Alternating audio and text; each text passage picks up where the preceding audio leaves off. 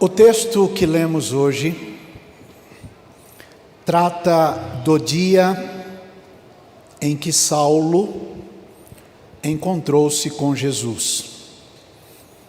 Este encontro resultou em muita mudança na vida e na história de Paulo. O nome Saulo é a mesma coisa, a mesmíssima coisa, igualzinho o nome Paulo, um escrito para os hebreus, outro escrito para os latinos. É como um nome que em inglês se pronuncia uma coisa, James, por exemplo, que aqui no Brasil é Tiago. O nome é o mesmo, mas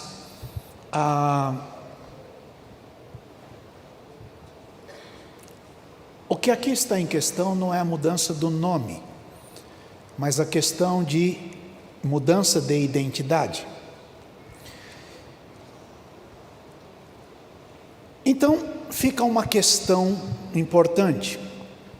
Se o nome é o mesmo, a pessoa é a mesma, e é disto que vamos conversar hoje.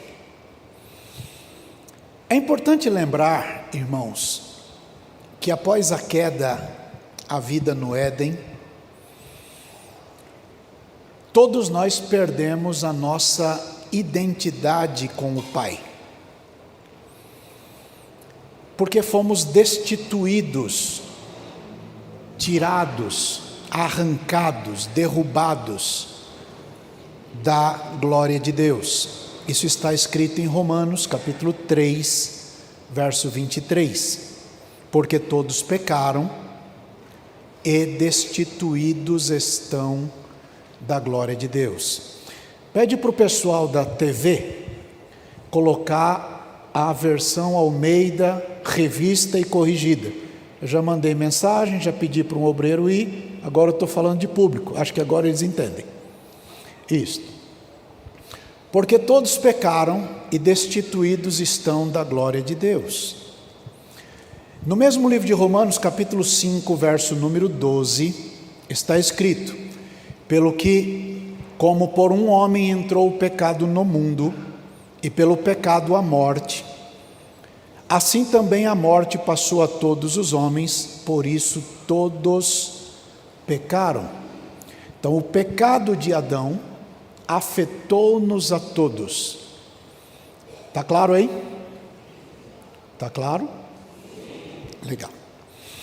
Nós sabemos que todos pecaram porque todos morrem. E a morte é consequência do pecado. A humanidade rompeu com Deus, e este rompimento fez que todos nós fôssemos considerados inimigos de Deus. Vai no livro de Tiago, capítulo 4, versos 1 até 8. Tiago, capítulo 4, versos 1 até 8. De onde vêm as guerras e pelejas entre vós? Porventura não vem disto, a saber, dos vossos deleites que nos vossos membros guerreiam? Cobiçais e nada tendes, sois invejosos e cobiçosos e não podeis alcançar, combateis e guerreais e nada tendes, porque não pedis. Pedis e não recebeis, porque pedis mal, para o gastardes em vossos deleites. Adúlteros e adúlteras, não sabeis vós que a amizade do mundo é inimizade contra Deus?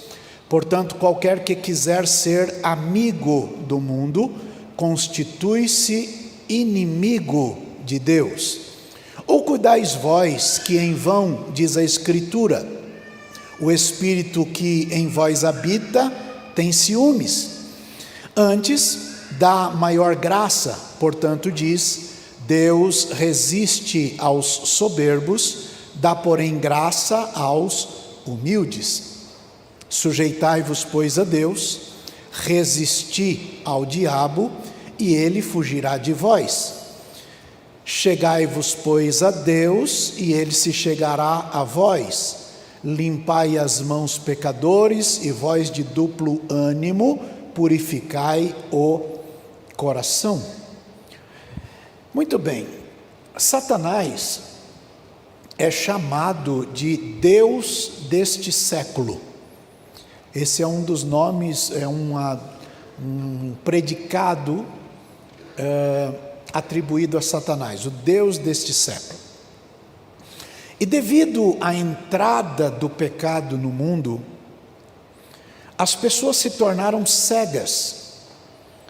O Deus desse século cegou o entendimento das pessoas, para que não seja dada a estas pessoas a luz do Evangelho. Então, cegamente comprometidas com o inimigo de Deus, que odeia e que escarnece de Jesus, como vocês viram nos carnavais que passaram por aí. Então, este Deus deste século, que é Satanás, é enganador, mentiroso, e é chamado na Bíblia também de homicida desde o princípio. Isso está em João capítulo 8, verso 44.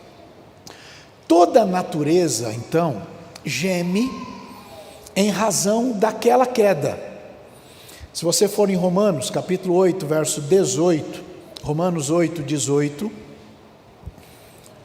diz assim: porque para mim tenho por certo que as aflições deste tempo presente não são para comparar com a glória que em nós há de ser revelada, porque a ardente expectação da criatura espera a manifestação dos filhos de Deus, porque a criação ficou sujeita à vaidade. Esta palavra vaidade aí, entenda como coisa efêmera, coisa passageira, coisa que hoje é e amanhã não é mais. Por sua vontade, não por sua vontade, mas por causa do que a sujeitou, na esperança de que também a mesma criatura será libertada da servidão da corrupção para a liberdade da glória dos filhos de Deus. Porque sabemos que toda a criação geme e está juntamente com dores de parto até agora.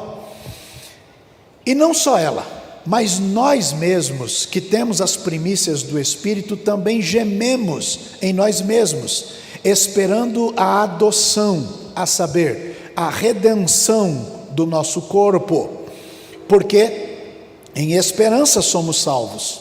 Ora, a esperança que se vê não é esperança, porque o que alguém vê, como o esperará? Glória a Deus. Mas se esperamos o que não vemos, com paciência o esperamos.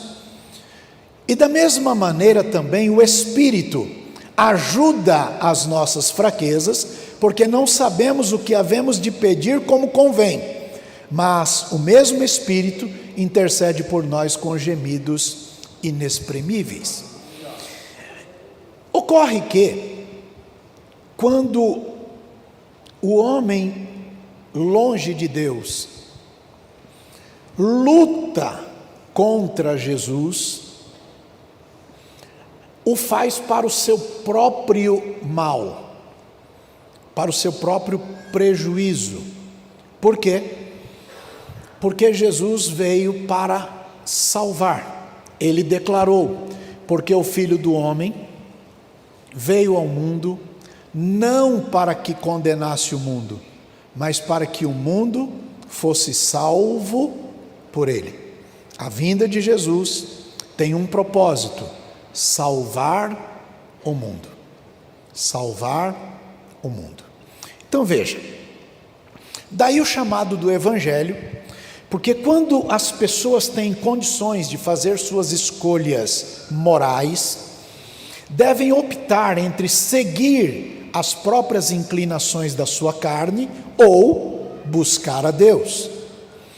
Josué, capítulo 24, verso 14, temos um mapa. Josué 24, 14.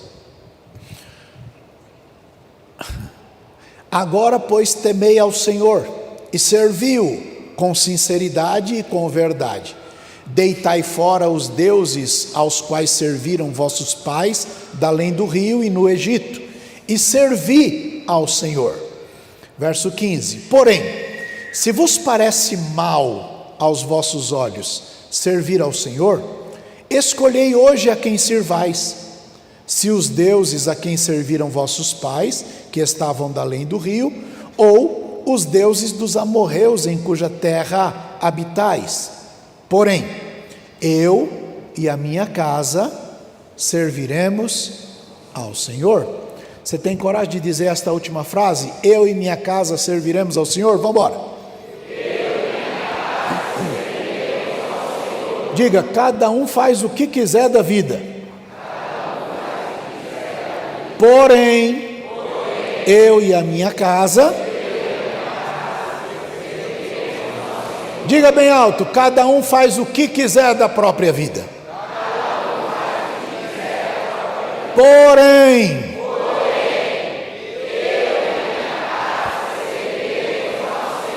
diga alto, cada um segue o que quiser seguir. Porém,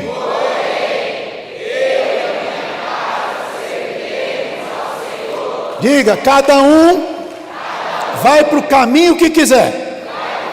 Porém,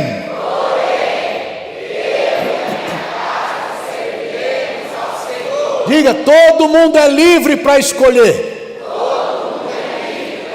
Porém,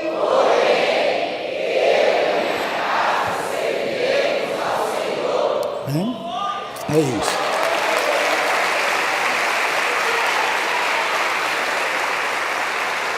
Glória a Deus. Alguém poderá dizer então que não sabe como servir ao Senhor, porque não sabe como encontrar o Senhor, porque não sabe nem onde buscar o Senhor. E Deus responde. Jeremias capítulo 29, verso 11. Jeremias 29, 11.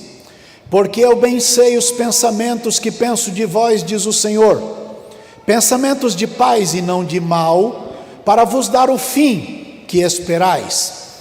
Então me invocareis, e ireis, e orareis a mim, e eu vos ouvirei. E buscar-me-eis, e me achareis. Quando? Então, quando buscar de coração, você vai encontrar, vai buscar e vai encontrar ao Senhor, porque Ele se revelará. Amém, pessoal? Amém. Todos nós, como disse ao início, morremos em Adão por causa do pecado. E o chamado de Deus, então, é para nos vivificar em Cristo Jesus, que é o nosso Senhor e Salvador. Isso está em Efésios, capítulo 2, verso 1 a 10. Vamos lá. Efésios, capítulo 2, versos 1 a 10.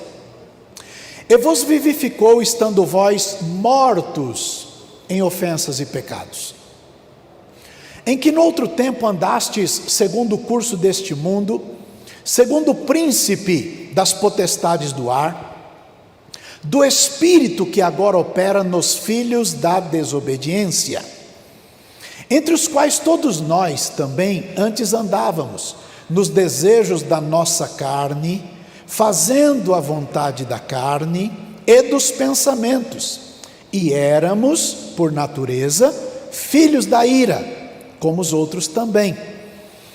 Mas Deus, que é riquíssimo em misericórdia, pelo seu muito amor com que nos amou, estando nós ainda mortos em nossas ofensas, nos vivificou juntamente com Cristo. Pela graça sois salvos. E nos ressuscitou juntamente com Ele, e nos fez assentar nos lugares celestiais em Cristo Jesus, para mostrar nos séculos vindouros as abundantes riquezas da sua graça, pela sua benignidade para conosco em Cristo Jesus. Porque pela graça sois salvos, por meio da fé. Isso não vem de vós, é dom de Deus. Não vem das obras, para que ninguém se glorie, porque somos feitura sua, criados em Cristo Jesus para as boas obras, as quais Deus preparou para que andássemos nelas. Nós estávamos todos mortos, porque todos estávamos representados em Adão, no dia da sentença de que se comesse daquilo que era proibido, morreria. De fato, ele morreu quando a ligação com o Pai foi cortada, cerceada, rompida, e com ele morremos todos nós. É no nosso espírito que o Espírito Santo comunica que somos filhos de Deus. O Espírito Santo fala com o nosso espírito que somos filhos de Deus. A comunicação de Deus conosco é com o Espírito. Deus é Espírito, e importa que os que o adorem em espírito e em verdade. Ele é Espírito. O corpo material, carbono, é um veículo, e ele, só o corpo, não tem vida. Então, para comandar o corpo, existe aquilo que nós aprendemos a chamar de alma. Alma. A alma é a sede das emoções e a sede da volição, da vontade. Esta sede da vontade, da volição humana, comanda o corpo. Ocorre que a alma também precisa de um comando, e o espírito é quem comanda a alma. Então, se o espírito do homem morreu no dia em que pecou, esta ligação com o Espírito de Deus, a guiar o nosso espírito, foi cortada, mas a alma precisa de um comando, e é disto que Paulo fala na carta aos Efésios capítulo 2, porque agora opera um espírito, que não é o Espírito Santo, nos filhos da desobediência, para que esses filhos da desobediência, comandados no seu interior, por este espírito que opera nos filhos da desobediência, dirija os seus passos, e desta forma a pessoa se torna vulnerável ao comando e às decisões desse espírito que opera nos filhos da desobediência. O homem está morto. Mas Jesus veio, e o que Jesus veio fazer? A Bíblia diz, ele veio para desfazer, para destruir as obras do diabo. E qual é a obra do diabo? O diabo veio para fazer que este caminho de comunhão com Deus fosse rompido, e ele foi rompido no pecado. Bom, o primeiro pecado consistiu na desobediência. E esta desobediência não é tão simples quanto parece, visto que aquela desobediência era o mesmo que dizer para Deus que Deus não tinha mais o direito de dizer o que é certo e o que é errado. Qualquer um que fosse ao Éden e perguntasse para Adão e para Eva: vocês sabem o que é certo e o que é errado? Sim, sabemos. O que é certo para vocês? Deus disse para a gente viver aqui e comer de tudo que tem aqui. E o que é errado? Deus diz para não comer daquela árvore ali. Então o errado é aquilo e o certo é isto. Quem diz o que é certo e errado? Deus. Está claro? Mas no momento que o homem desobedeceu, está dizendo para Deus: agora não é mais o Senhor que diz o que é certo e o que é errado. Porque diabo disse para eles: quando vocês comerem disto, quando vocês desobedecerem a Deus, agora serão vocês que vão dizer o que é certo e o que é errado. Agora não é mais Deus quem diz o que é certo e o que é errado. Agora cada um diz o que é certo e o que é errado. Meu corpo, minhas regras, eu faço o que faço, portanto ninguém tem nada com isso. Cada um é dono do próprio nariz. Esta é a proposta do diabo. Ocorre que o que é certo para um pode não ser o certo para o outro, e o que é certo para este outro pode não ser o certo para aquele um. Daí vem os conflitos, as guerras, os problemas. Entendem? Sim ou não? Ok. Porque nós estávamos todos em Adão, entramos todos neste barco. Assim, ao entrarmos neste barco, todos fomos declarados inimigos de Deus, por conta do pecado. Então, esse Deus que é riquíssimo em misericórdia, providenciou um modo, um meio de restauração. João capítulo 3, verso 17. João 3, 17. Diz assim: porque Deus enviou seu Filho ao mundo, não para que condenasse o mundo, mas para que o mundo fosse salvo por ele. Diga: Jesus veio ao mundo não para me condenar, ele veio ao mundo para me salvar. Fala bem alto. Bora, gente. Jesus não veio ao mundo para me condenar, ele veio ao mundo para me salvar. Então, se ele veio ao mundo para me salvar, eu tenho que ver o que levou o homem ao erro, para corrigir o meu caminho, e no chamado de Deus, eu não ser mais um desobediente. Está claro aí, gente? Sim ou não? Ok. Romanos capítulo 6, verso número 10. Romanos 6, 10. Pois quanto a ter morrido de uma vez morreu para o pecado, mas quanto a viver, vive para Deus. Então, se nós morremos para o mundo, nós agora precisamos estar vivos para Deus. Vai agora no mesmo livro de Romanos, capítulo 5, verso 10. Romanos 5, 10. Bora lá, bem alto.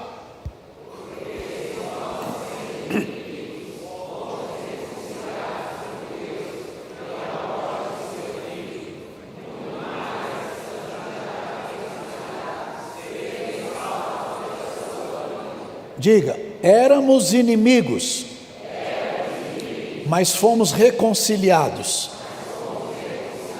pela morte de Jesus. Agora, já reconciliados, somos salvos pela vida de Jesus. Entenderam? Sim ou não? A morte de Jesus nos reconciliou, e a ressurreição de Jesus Cristo nos justificou. Entenderam bem, sim ou não? Sim. Ok.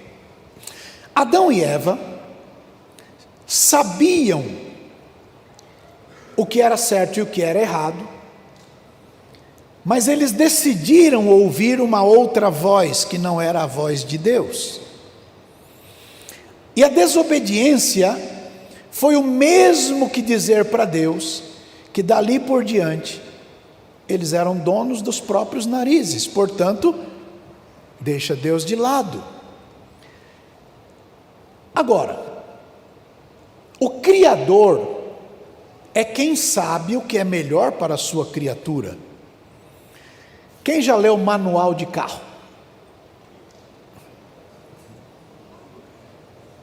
Eu nunca li. Quem já leu manual de telefone? Eu também nunca li. Quem já leu manual de qualquer coisa? O manual existe para que nós aprendamos a tirar o melhor proveito daquela máquina criada. E a gente, todos nós, ignoramos isto. Pastor Renato Santos, ele lê todos os manuais de tudo que ele compra, para que ele é um especialista nessa área, para que ele tire o melhor proveito daquilo que ele tem. Deus é o nosso Criador. Ele olhou para toda a criação, animais de todo tipo, aí ele decidiu fazer o homem. E ele fez este homem a partir do pó da terra. Está ali um boneco, mas não tem vida. Então ele vem e sopra, e o hálito de Deus, aquilo que a Bíblia chama de ruá, aquilo que está dentro de Deus passa a estar dentro do homem, a vida. João capítulo 1, verso 4 diz: nele estava a vida e a vida era a luz dos homens. Esta vida do homem, soprada por Deus, fez que este homem se tornasse alma vivente. Quando isto aconteceu,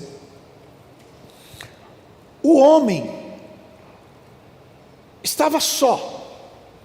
Então Deus resolveu dar uma anestesia, pôs ele para dormir, pegou uma parte do seu corpo, e a partir desta parte do corpo, fez a mulher. Então, o homem, criado à imagem e semelhança de Deus, era o homem, a imagem e semelhança de Deus, menos um pedaço, que foi aquilo que ele tirou.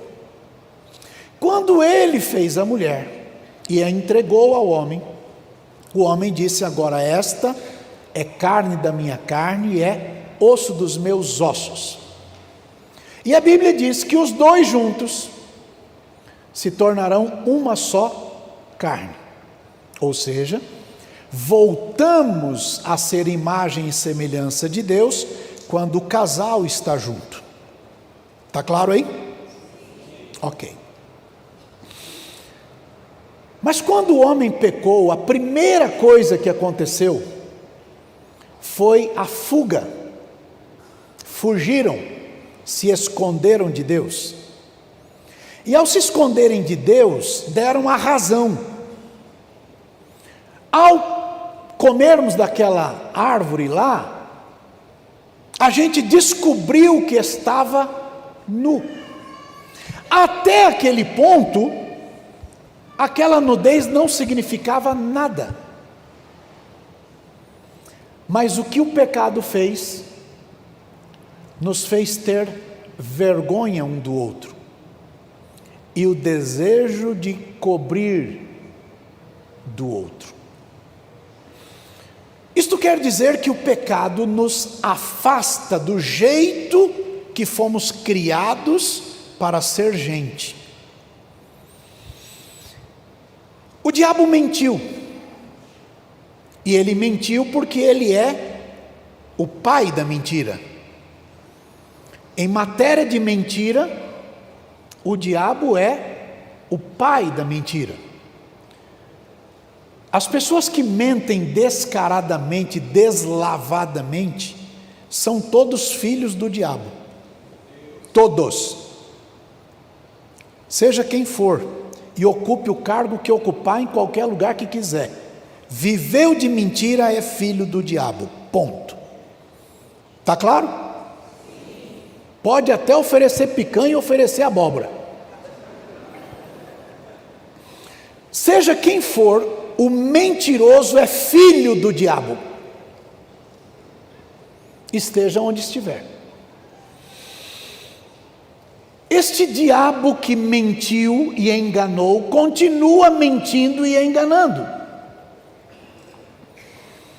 E ao mentir e enganar, ele luta para que as pessoas percam a sua identidade, mais do que o seu nome, percam a sua personalidade, e já não saibam mais para o que e como foram criados. Por isso há pessoas que nasceram assim e desejam ficar assado, porque o diabo os cegou. Por causa do pecado, o ser humano perdeu aquilo que os gregos chamavam de, os latinos chamavam de imago Dei, a imagem de Deus. Ou seja, aquela imagem de Deus em nós foi perdida, quebrada na unidade humana. E a queda nos colocou em estado de guerra contra Deus e contra os princípios que Deus nos deu. Hoje, um ser humano se protege do outro, e se protege do outro em todo o tempo, porque a sua visão diz que o outro é seu concorrente, adversário, não próximo. É isso que Jesus ensinou na parábola do bom samaritano, aliás, dita pelo pastor César essa semana aqui. Na queda foi quebrada a unidade familiar, porque Adão e Eva sentiram vergonha um do outro. Então, o render-se a Cristo é dizer para Ele que você desiste da guerra com Ele e depõe as suas armas. Os antigos, ao fazerem apelos, eles não perguntavam quem quer aceitar Jesus, eles perguntavam quem quer se render a Cristo. Se render a Cristo é depor as armas, se submeter a Cristo é transferir de volta para Deus a decisão do que é certo e do que é errado. É dizer para Deus: Senhor, até aqui eu escolhi o que é certo e o que é errado, e eu só fiz bobagem, mas eu quero que o Senhor agora volte a decidir para mim o que é certo e o que é errado. Por quê? Porque Ele é o Senhor dos senhores, Ele é o Rei dos reis. Compreendem? Infelizmente, quando a decisão do que é certo e do que é errado passou a ser do ser humano, o sentido de nossa existência se perdeu. Nós fomos criados para ser gente em quem Deus se vê, porque fomos criados à imagem e semelhança dele.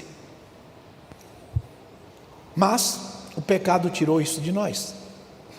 A maior punição que Deus pode dar a alguém é entregar esta pessoa a si própria. Isso está em Romanos capítulo 1, você lê na sua casa. Romanos capítulo 1 mostra que quando o homem faz tanta bobagem que não dá ouvidos a Deus, Deus os entrega a si próprios, para que eles se arrebentem. Entendem? Esta é a pior das punições. Depois do pecado, Deus já não se vê mais em nós. Por isso nós precisamos de um Salvador, e este Salvador é Jesus Cristo, Filho de Deus, único e suficiente. Deus não põe os seus olhos santos no pecado. Ninguém pode comparecer diante de Deus em pecado, porque é fulminado, destruído, por conta da santidade de Deus. Por isso, ao nos aproximarmos de Deus, precisamos ir em Jesus.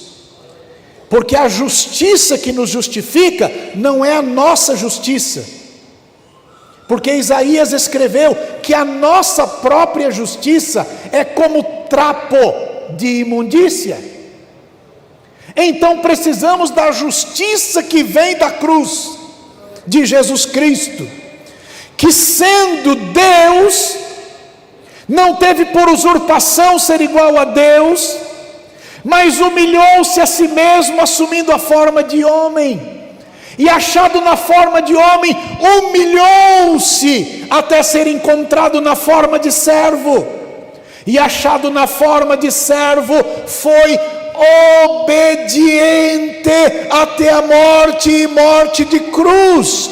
Pelo que Deus o exaltou soberanamente, Ele lhe deu um nome que está acima de todo nome, para que ao nome de Jesus se dobre todo o joelho dos que estão no céu, na terra e embaixo da terra. Enquanto o ser humano for a sua autorreferência, Deus sempre estará fora da equação da sua vida. Enquanto o ser humano dizer eu sou um cara legal, eu faço isso, eu escolho assim, eu sou certo nisto, o homem está em conflito com Deus, porque o homem se declarou apto a decidir o que é certo e o que é errado, a partir da mentira que lhe foi contada pelo diabo. Está claro aí? Sim ou não? Ocorre que quando nós declaramos o que é certo, e Deus acha que aquilo que nós declaramos certo não é o certo, abre a rotura e a guerra aberta. É assim que nascem os conflitos, as demandas e as guerras. Por isso, o ser humano sempre mente um para o outro, porque não sabe mais em quem confiar. E uma vez que um ser humano diz que é certo e o outro ser humano diz que não é certo, o que é certo para esse é errado, e o que é certo para esse, para aquele é errado, gera conflito. Quando um país invade outro país, o invasor diz que é certo e o invadido diz que é errado. Mas quando o inverso acontece, é a mesma coisa. Ocorre que, se o ser humano não sabe mais em quem confiar, por não saber o que pode ou não pode dizer para o outro, porque tem medo do que vem depois, é isto que significa aquela nudez lá do Éden.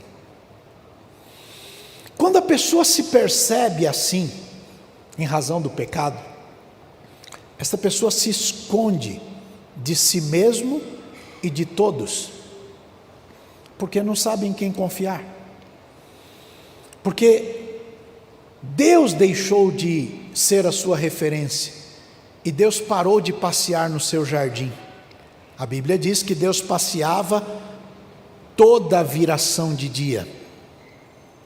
Eu fico imaginando as conversas do Criador com a sua criatura. Não havia coisa mais excelente do que ouvir Deus. A sabedoria. Uma aguinha, talvez? Então veja, Deus deixou de ser esta referência. E porque deixou de ser esta referência, o homem se perdeu. Então, está na hora de decidir se continuamos em conflito com Deus ou nos rendemos a Ele. Veja, quem é que pode lutar contra Deus e prevalecer? Faz assim com a mão. Está escrito que Deus coloca toda a água do planeta na concha da mão dele. Imagina um tapa dele. Faz assim. Está escrito que Deus sustenta o universo no seu ombro. O universo é grandão, hein? Talvez 300 milhões de galáxias, com bilhões de estrelas, sei lá quantos planetas, ele sustenta tudo ali. Um anjo de Deus, apaga o sol. O sol é uma estrela de quinta grandeza. Um anjo apaga o sol. Está no Apocalipse. Um anjo de Deus faz os ventos dos 4 cantos paralisarem. Vamos trazer para o nosso mundo. Um anjo de Deus matou 185 mil soldados de uma só vez. Um anjo. Quem pode brigar contra Deus e prevalecer? Não fosse a misericórdia de Deus, todos estaríamos destruídos. Diga: a misericórdia do Senhor é a causa de não sermos destruídos. De novo, a misericórdia do Senhor é a causa de não sermos destruídos. Nós podemos continuar em conflito se quisermos. Imagina um piquinês atrás de uma grade, latindo para um pitbull do lado de lá, e valente daqui, e o pitbull do lado de lá. Se a grade sair do lugar, já era o piquinês. Assim somos nós diante do Senhor. Poderia o vaso dizer para o oleiro: eu quero ser assim e não do jeito que o Senhor me fez? Não! Não tem porventura o oleiro direito sobre os seus vasos. É Ele quem diz: é isto ou é aquilo. É Deus quem diz. Ele é o nosso Senhor e Salvador. Ele é o Criador e o doador e o mantenedor da vida. Livro de Atos capítulo 17 diz: é Ele quem dá a todos a vida, a respiração e todas as coisas. É Ele quem dá a todos a vida, a respiração e todas as coisas. Se Ele paralisar o ar, todos se acabam. Ele é quem tem o poder, e Ele vem para nós, e a arma dele é o amor. Deus prova o seu amor para conosco, em que Cristo Jesus morreu na cruz por nós, sendo nós ainda pecadores. É este amor a arma de Deus. Por isso Paulo diz que o amor de Cristo nos constrange. Ele nos ama apesar de nós. Ele ama você apesar de você. Ele ama a tua vida apesar das tuas escolhas. Ele ama a tua história apesar dos rumos que você empreendeu. Ele te ama, Ele te ama, Ele te ama. E Ele está pronto a dizer para você: se arrependa. Eu vou mudar a tua história. A isso nós chamamos de render-se a Cristo.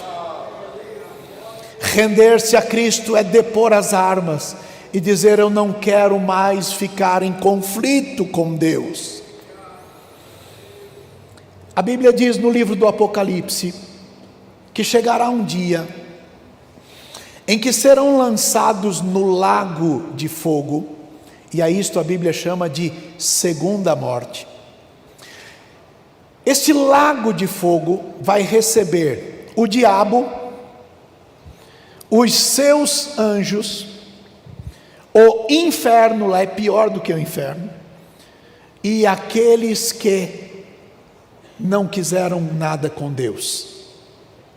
anos atrás, eu ainda jovem, ainda sou jovem, mas eu era mais jovem, fui convidado a pregar num congresso na capital do estado do Maranhão.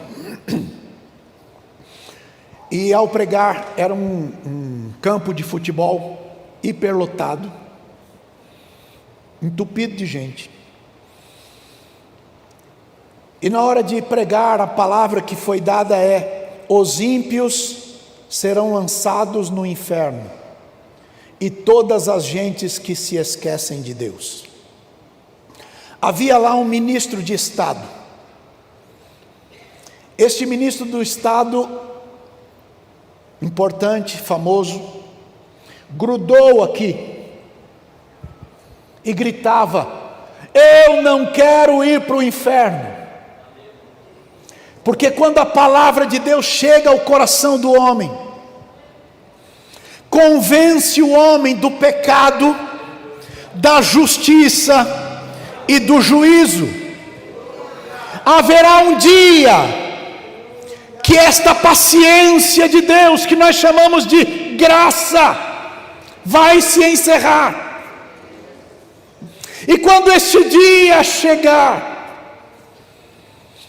todos nós ouviremos de Deus ou uma ou outra frase: ou apartai-vos de mim, malditos, para o fogo eterno, preparado para o diabo e os seus anjos. O diabo e os seus anjos.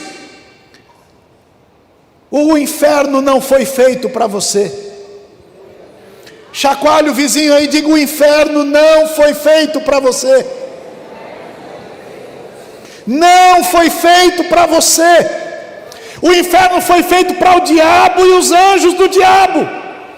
Mas aqueles que não se encontraram com Deus e não se renderam a Ele, serão lançados neste lugar preparado para o diabo. A outra frase que você poderá ouvir será: vem comigo, bendito do meu Pai, possuí por herança aquilo que vos está preparado antes da fundação do mundo.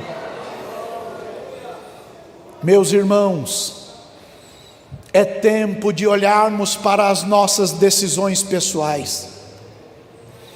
No livro do Apocalipse, capítulo 2, verso 17, está escrito que haverá um dia que receberemos uma nova identidade, um novo nome escrito numa pedrinha branca.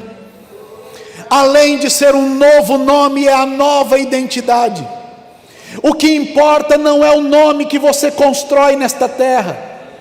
O que importa não é a tua reputação neste mundo. O que importa não é se o seu nome está nos outdoors. O que importa não é se você está na fama ou não. O que importa é se o seu nome está escrito no livro da vida do Cordeiro.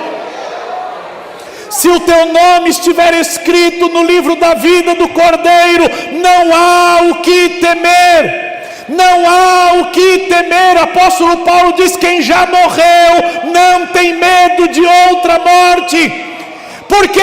Porque quando nós morremos em Cristo, a vida de Cristo assumiu o lugar. Por isso ele disse: não vivo mais eu, agora Cristo vive em mim. E a vida que eu agora vivo, eu a vivo na fé do Filho de Deus. Portanto, quando o nosso corpo corruptível se tombar aqui, nós temos uma morada garantida com Deus. O pecado tirou do ser humano a sua identidade, de modo que muitos não sabem mais nem o que são e nem quem são. Todos aprendemos a ser gente com a cultura em casa ou nos ambientes onde estamos. Isto também, de alguma forma, pode ser um problema, porque estávamos todos mortos nas tradições que nós recebemos, naquilo que a Bíblia chama de vã maneira de viver. Primeira carta de Pedro, capítulo 1, eu acho que é verso 18. sabendo que não foi com coisas corruptíveis como prata ou ouro que fostes resgatados da vossa vã maneira de viver, que por tradição recebestes dos vossos pais, mas com o precioso sangue de Cristo, como de um cordeiro imaculado e incontaminado. É mais ou menos como dizer que somos apenas uma versão do que deveríamos ser. E esta versão que somos não é a melhor das versões. E não é em razão do pecado. Apóstolo Paulo dizia que dentro dele havia uma guerra intermitente. A carne brigando contra o espírito e o espírito brigando contra a carne. De modo que ele declara: as coisas que eu quero fazer, eu não dou conta de fazer. E as coisas que eu não quero fazer, eu me pego fazendo. Miserável homem que sou. Precisamos de um Salvador. E este Salvador é Jesus Cristo. Não há outro. Não há uma segunda via. E este Salvador veio ao nosso encontro.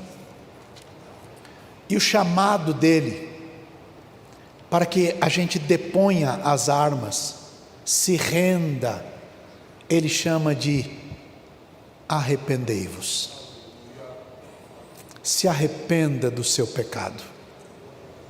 Se arrependa do seu caminho, que está em rota de colisão contra Deus.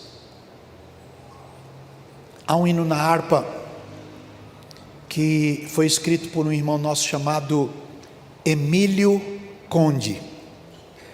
Emílio Conde era um organista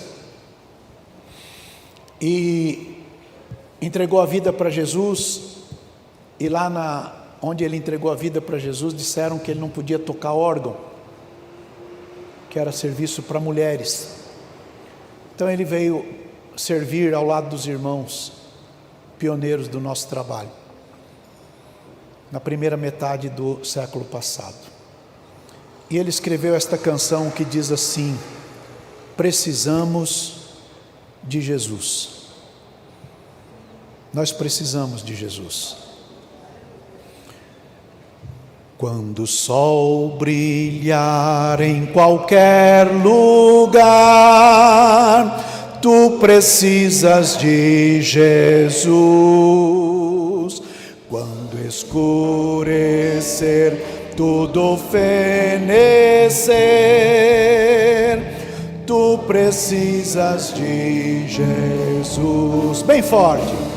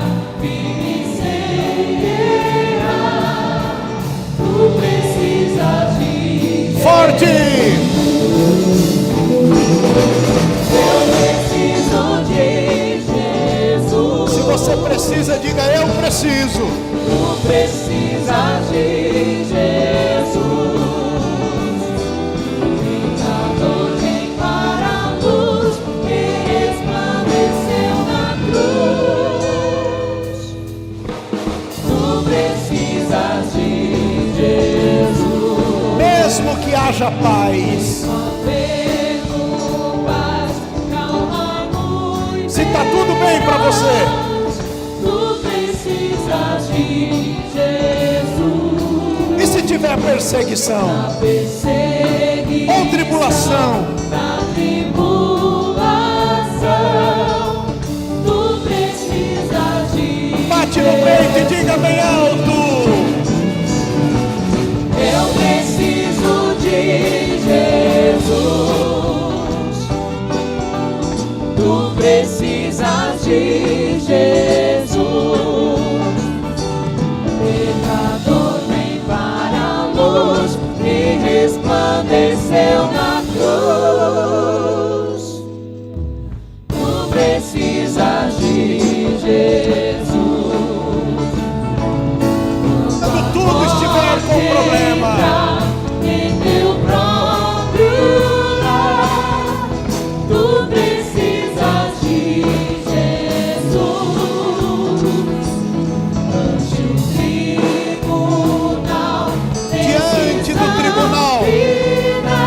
precisamos dele. Tu precisas de Jesus. Sem ele não vai dar certo. Eu preciso de Jesus.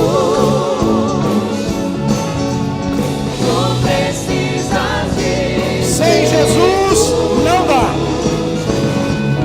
Da nuvem para a luz que resplandeceu na cruz. Tu precisas de Jesus.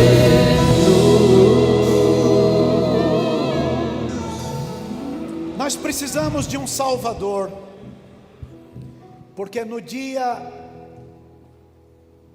em que houve a desobediência deliberada em Adão, todos fomos postos ao lado da rebelião contra Deus.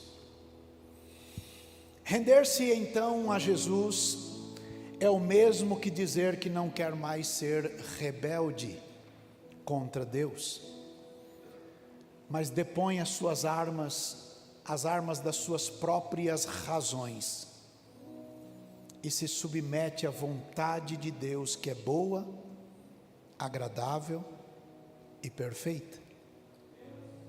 Jesus veio a este mundo para trazer de volta a identidade que perdemos no Éden. Ele veio para dar vida ao ser humano, àquele ser humano verdadeiro que ainda está aí dentro de você, aquele que foi criado à imagem e semelhança de Deus. Cada um de nós conhece o tipo de pecador que é. Todos sabem o potencial do pecado que você é capaz de cometer. E Jesus veio para resolver isto. Todo este caos foi gerado pelo diabo. Primeira carta de João, capítulo 3, verso 8. Primeira carta de João, capítulo 3, verso 8. Quem pratica o pecado é do diabo, porque o diabo vive pecando desde o princípio. Agora lê essa segunda parte bem forte.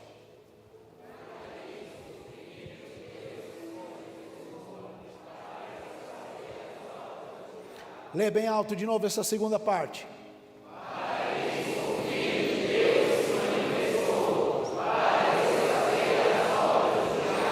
É dizer de outra forma, que fazer o homem pecar é uma engenharia de Satanás, com astúcia, deliberada mentira. Mas foi para isto que o Filho de Deus se manifestou, para jogar por terra as mentiras de Satanás. E conhecereis a verdade, e a verdade vos libertará, disse Jesus. João capítulo 8, verso 32. Se pois o Filho vos libertar, verdadeiramente sereis livres. Foi Jesus quem falou. João capítulo 8, verso 36. Queridos irmãos, Jesus veio dizer para todos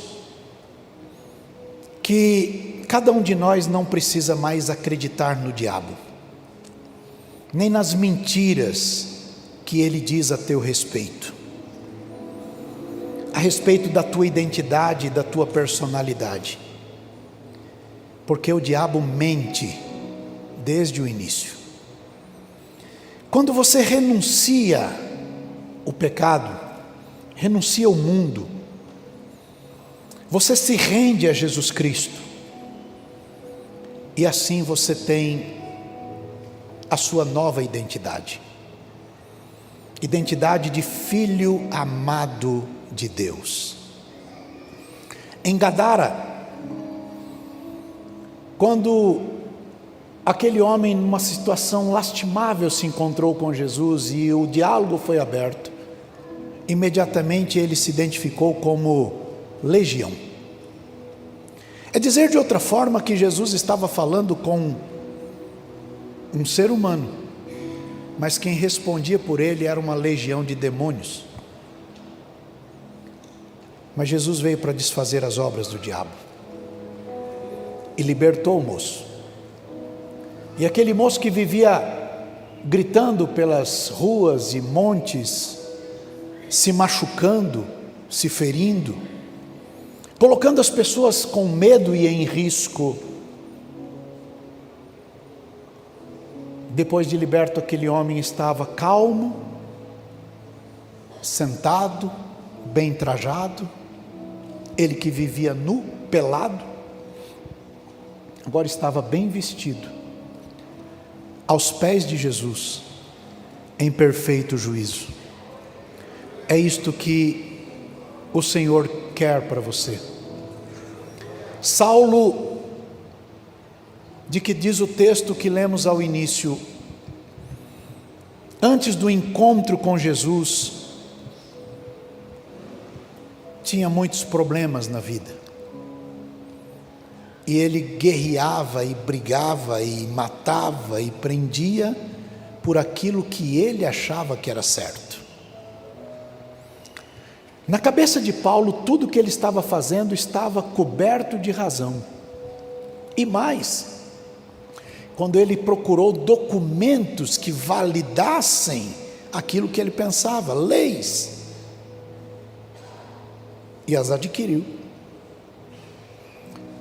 E quando ele empreendeu uma dessas viagens de perseguição, no caminho de Damasco, uma luz poderosa brilhou, muito mais clara que o sol do meio-dia, e esta luz o derrubou da sua montaria. Quando esta luz o derrubou da sua montaria, ele ouviu uma voz poderosa dizendo: Saulo, por que você está me perseguindo? E ele complementa dizendo: dura coisa para você é recalcitrar contra os meus aguilhões. Saulo então pergunta: quem é você? E ele responde: eu sou Jesus, que você está perseguindo. Paulo pergunta: o que eu faço? Ele diz: entra na cidade, vai na rua direita, procura a casa de um homem chamado Simão, entra lá. Ele foi. Ele estava lá na casa há 3 dias, orando. Um homem que respirava ódio, agora está orando, porque o encontro com Jesus muda completamente as pessoas.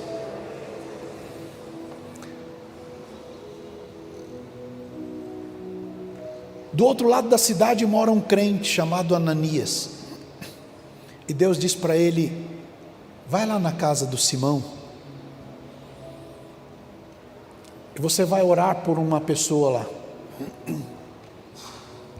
O nome dele é Saulo. E aí Deus diz para ele assim: eis que ele está orando. Ananias tentou argumentar, mas Deus disse: vai lá, porque ele é um vaso escolhido para mim. Deixe-me dizer que não importa o que você esteja fazendo hoje, o que importa é o que Deus pensa de você. Um dia, Moisés subiu na montanha e ficou lá 40 dias. E ele encarregou o povo ao seu irmão chamado Arão. Naquela conversa da montanha, enquanto Moisés está lá, o Arão está aqui embaixo fazendo culto para um bezerro. A idolatria comendo solta, liderada por Arão. E lá na montanha, na mesma hora, Deus está falando com Moisés, como vai ser a roupa do Arão, quantas pedras vão ter no peito dele, como vai estar na testa dele, o que ele vai fazer, qual é o ofício dele, qual é o serviço dele. Mas ele está fazendo um monte de bobagem, mas Deus está olhando depois. Quando Moisés desce, quebra as tábuas, bota aquele bezerro do ouro para derreter, dá a bronca em quem tem que dar bronca, disciplina quem precisa ser disciplinado, mas o que Deus disse prevalece. Feche os seus olhos lindos aí em nome de Jesus. Não importa o caminho de pecado em que você está agora indo, não importa o tamanho das bobagens que você tem feito contra você mesmo e contra Deus. Deus ama você, e por amar você, Ele te chama ao arrependimento. Deponha as suas armas, se desarme diante de Deus. Quando Paulo se rendeu a Jesus Cristo, tudo mudou para ele, inclusive as perspectivas que ele tinha de futuro. Daí a afirmação: quem se rende a Jesus alcança a verdadeira liberdade. Se render, como disse, é depor as armas e se submeter. Desde que o pecado entrou no mundo, há conflitos, tanto entre os seres humanos quanto contra Deus.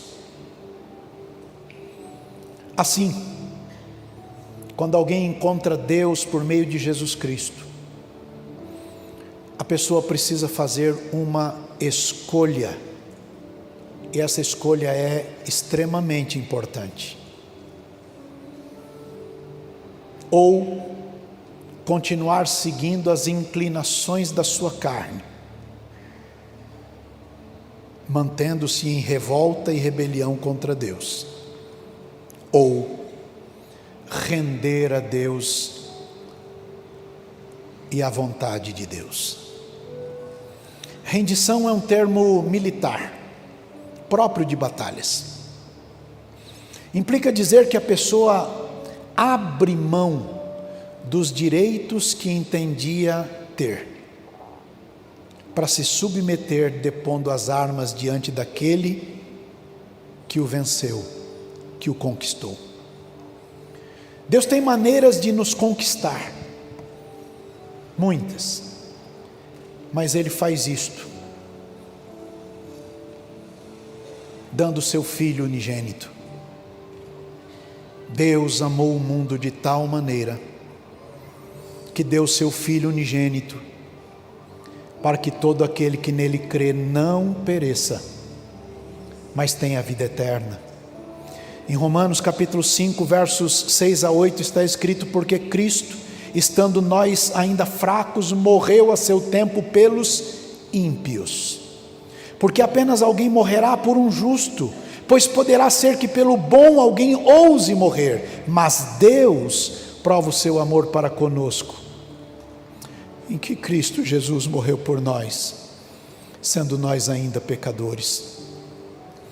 Então essa demonstração do grande amor de Deus nos constrange.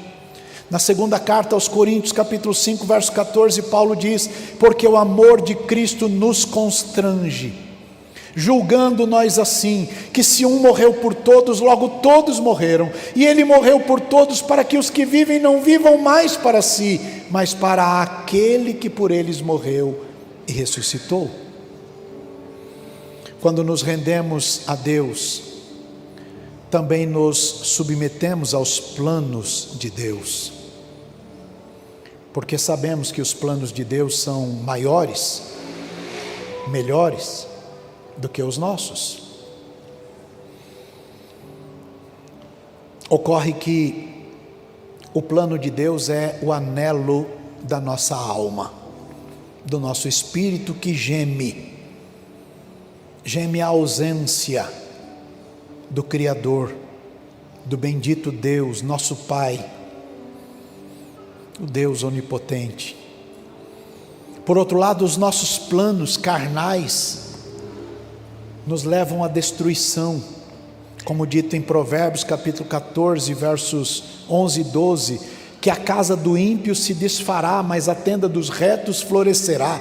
Há caminho que ao homem parece direito, mas o fim dele são os caminhos da morte. Então a proposta de Deus se opõe à nossa carne. Gálatas capítulo 5, verso 17 diz: porque a carne cobiça, milita contra o Espírito, e o Espírito contra a carne, e estes se opõem um ao outro, para que não façais o que quereis. Mas se sois guiados pelo Espírito, não estáis debaixo da lei, porque as obras da carne são manifestas: prostituição, impureza, lascívia, idolatria, feitiçaria, inimizades, porfias, emulações, iras, pelejas, dissensões, heresias, invejas, homicídios, bebedices, glutonarias e coisas semelhantes, acerca das quais vos declaro, como já antes vos disse, que os que cometem tais coisas não herdarão o reino dos céus. Percebam que nós somos livres da lei na medida em que o Espírito Santo nos revela quais são as obras da carne, das quais nós devemos nos livrar. E nós fazemos isto pelo poder de Deus. O fruto do Espírito consiste naquilo que alegra a Deus e alegra a nossa alma. Gálatas 5:22 está escrito: mas o fruto do Espírito é caridade, gozo, paz, longanimidade, benignidade, bondade, fé, mansidão, temperança. Contra estas coisas não há lei. O nosso Deus é o sábio vencedor, que com sua infinita bondade e misericórdia nos faz nascer de novo, quando Ele nos gera de novo em Jesus Cristo, pela palavra. Primeira carta de Pedro, capítulo 1, verso 3, está escrito: bendito seja o Deus e Pai de nosso Senhor Jesus Cristo, que segundo a sua grande misericórdia, nos gerou de novo, para uma viva esperança, pela ressurreição de Jesus Cristo dentre os mortos, para uma herança incorruptível, incontaminável, e que se não pode murchar, guardada nos céus para vós, que mediante a fé estáis guardados na virtude daquele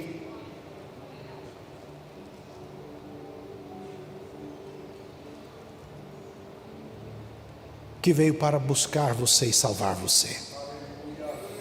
Assim, a rendição começa quando o Espírito Santo leva ao coração da pessoa a bendita palavra de Deus, porque é o Espírito Santo quem convence o homem do pecado, da justiça e do juízo. Jesus disse em João 6,44 que ninguém pode vir a Ele se o Pai não o enviar. Então, quando isto acontece, nós deixamos de lado a nossa arrogância, a nossa prepotência e a nossa mania de achar que ninguém sabe nada, que somente nós mesmos, acreditando nas mentiras do diabo, é que podemos declarar o que é certo e o que é errado. Quando acontece a rendição, imediatamente somos então declarados filhos de Deus.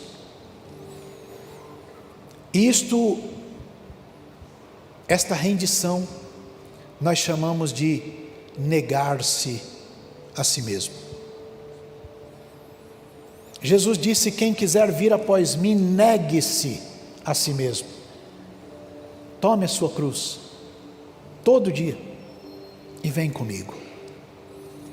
Jesus pode promover até uma queda da montaria, como fez com Paulo, para que a pessoa encontre a sua verdadeira identidade. Mas ele também pode falar ao coração. Saulo continuou sendo Saulo para os judeus, embora estivesse sendo chamado de Paulo para os romanos. Mas o importante não é se o nome dele é Paulo ou Saulo. O importante é se a identidade dele mudou. E ela mudou. E mudou porque ele se rendeu a Cristo. E este é o chamado do Evangelho.